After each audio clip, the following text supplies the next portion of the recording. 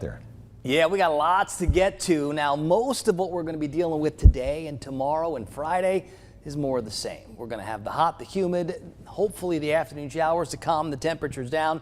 And 24-hour temperature cast likes to keep those numbers maybe a little bit lower than they actually are. I still think we're going to find more middle 90s because it'll likely take till 3, 4, 5 o'clock to get the sea breeze showers going. I don't see a lot on the radar now. A couple of sprinkles on the other side of Apalachicola that sort of moved right across parts of Franklin County early this morning as some of the activity tried to hang on late last night. And we certainly can have some late lingering showers with all this moisture in place.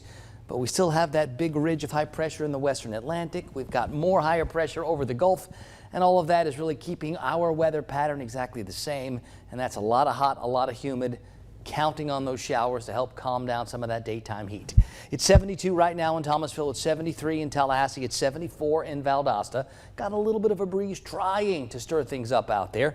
Just about everybody between 72 and 74. It's a little cooler in Blakely at 70, a little warmer in Apalachicola where it's 77. Now, I think for today, for tomorrow, for Friday, probably for Saturday too, it's really all the same. And then we'll see if anything changes as we do start to watch what's going on in the tropics. Futurecast wants to kick up those showers at times. And if we have to wait till 5, 6, 7 o'clock, then it's going to be a lot of hours of those really warm temperatures.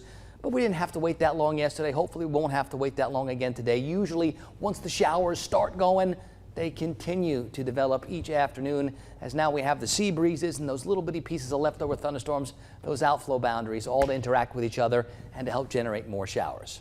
Let's talk Fred.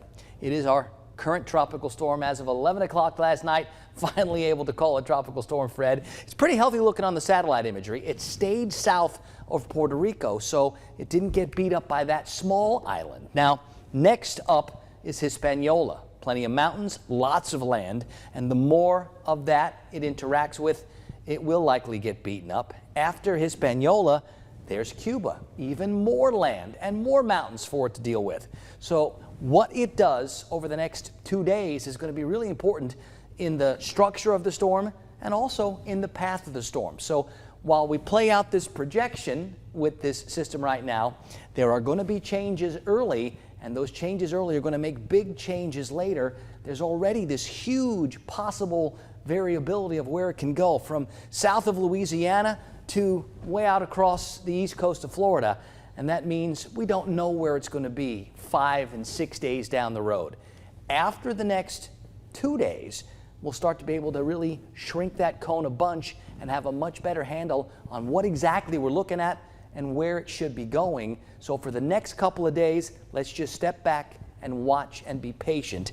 Now, as it interacts with Hispaniola and eventually Cuba, this is going to be a pretty significant rainmaker. Let's see how it emerges from there and where it emerges from there before we start jumping to any conclusions. On the Gulf today, partly cloudy skies. We'll go for that little afternoon sea breeze. Those winds light less than 12 knots, those seas light less than 2 feet. It's a pretty good setup for the boaters for about another day or two. Once the storm makes its way into the Gulf, by the way, or that energy makes its way into the Gulf, things will start to get more bouncy out there. High tides will wrap up before 11 o'clock this morning. 70s become 80s, 80s become 90s, 90s stay in the mid-90s this afternoon. We'll need the showers, though, to get us out of those mid-90s. Hopefully we'll find enough to calm some of that heat down. Tonight is more mid-70s. Eventually the showers fizzle out.